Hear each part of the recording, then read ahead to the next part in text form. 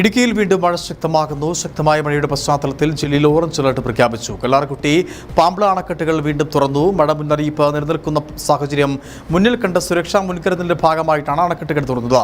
ശക്തമായ മഴയിൽ വിവിധയിടങ്ങളിൽ ചെറിയ രീതിയിലുള്ള മണ്ണിടിച്ചിലുകളും ഉണ്ടായി. ജാഗ്രത പാലിക്കണമെന്ന് ജില്ലാ ഭരണകൂടം നിർദ്ദേശവും നൽകിയിട്ടുണ്ട്.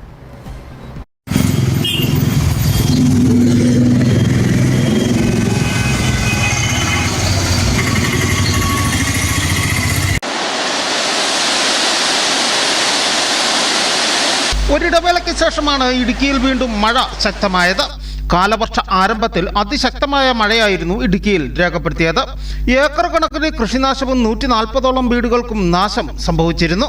എന്നാൽ ഇതിനുശേഷം മഴ മാറി മാനം തെളിഞ്ഞ് എല്ലാ മേഖലയിലും നിയന്ത്രണങ്ങളും നിരോധനങ്ങളും നീങ്ങിയതിന് പിന്നാലെയാണ് ഇപ്പോൾ വീണ്ടും മഴ ശക്തമായിരിക്കുന്നത്. കഴിഞ്ഞ ദിവസം രാത്രിയിൽ തോരാതെ പെയ്ത മഴയിൽ ജലനിരപ്പ് ഉയർന്നതിനെ തുടർന്ന് ചെറുകിട അണക്കെട്ടുകളായ കല്ലാർകുട്ടി, പാമ്പ്ള എന്നിവ തുറന്നു.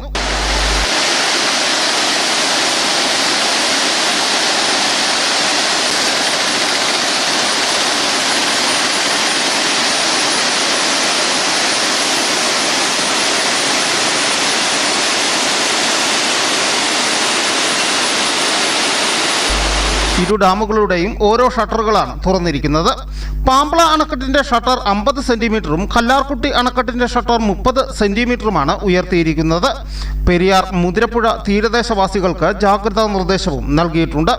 കാലവർഷം ഇന്ന് രാത്രിയോടുകൂടി ശക്തമാവുകയും നാളെയോടുകൂടി പൂർണ്ണരൂപം പ്രാപിക്കുകയും ചെയ്യുമെന്നാണ് കേന്ദ്ര കാലാവസ്ഥാ നിരീക്ഷണ കേന്ദ്രം അറിയിച്ചിട്ടുള്ളത്.